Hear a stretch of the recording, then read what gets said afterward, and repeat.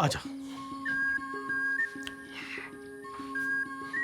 ले, इसमें पनीर की सब्जी है, मसाला भिंडी और रोटी, और साथ में मिठाई भी है ना? तू पेट भर के खाना खा ले। बहुत बहुत आपको उपकार सर। अरे काहे का उपकार, तू पेट भर के खाना खा, और पानी चाहिए हो तो मांग लेना, मैं दुकान के अंदर ही हूँ, है ना?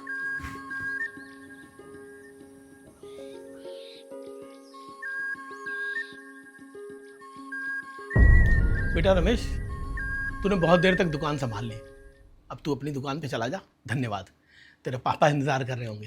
अंकल, जाने से पहले मैं एक बात पूछ सकता हूँ? हाँ हाँ पूछ। अंकल, घर परिवार में कुछ समस्या है क्या? नहीं तो, पर तुझे ऐसा क्यों लग रहा है? मैं अंकल बहुत टाइम से नोटिस कर रहा हूँ कि आप धर्म कर्म के कामों में बहुत रुचि रखने लगे हो। कैसे? आप रोजाना लंच के टाइम किसी ना किसी गरीब मजदूर को बुला के ले आते हो, उसे अच्छे से खाना खिलाकर भेजते हो। या तो आपको किसी पंडित जी ने बोला होगा ये करने के लिए, या फिर आप ज़्यादा से ज़्यादा पुण्य कमाने के लिए कर रहे हो। नहीं नहीं रमेश, मैं किसी पुण्य के लालच में आकर या फिर किसी समस्या का निवारण करने के लिए नहीं कर रहा हूँ। तो अंकल, फिर रोजाना किसी गरीब मजदूर को बुलाकर इतना सेवा सत्कार क्यों, और वो भी एक से एक अच्छे व्यंजन खिलाकर और मिठाइयाँ खिलाकर? उससे पहले मैं तेरे से एक सवाल पूछता हूँ, मुझे उसका जवाब दे। पूछिए अंकल। मान ले कि तू बाजार में जा रहा है और सामने तुझे तेरे मनपसंद का खाना या फिर मिठाई बिकती हुई दिखती है, और तेरे मन करता है उसको खाने का, तो तू क्या करेगा? करना क्या अंकल, जाऊंगा, खरीदूंगा, खाऊंगा और आ जाऊंगा। ऐसे मन थोड़ी मारूंगा अपना। तो बस मैं भी वही कर रहा हूँ। मतलब मैं समझा नहीं।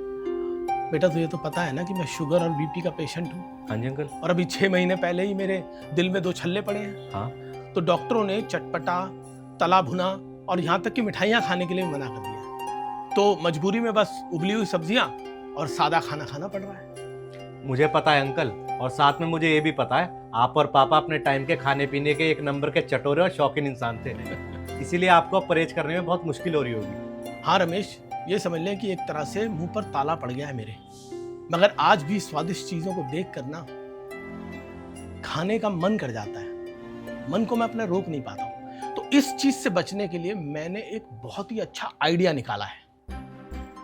कैसा आइडिया?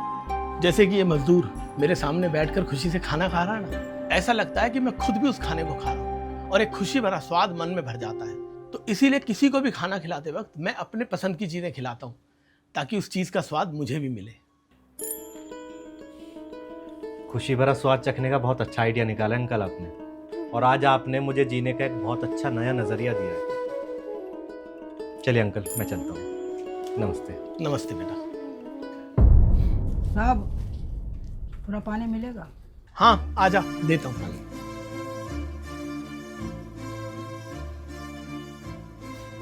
ये ले। धन्यवाद साहब। दुनिया के आधे लोग बीमारियों के चलते अपनी पसंद की चीजें नहीं खा सकते। अगर आपको कोई बीमारी नहीं, आप अपनी पसंद की चीजें खा सकते हो, तो आप खुश नसीब हो।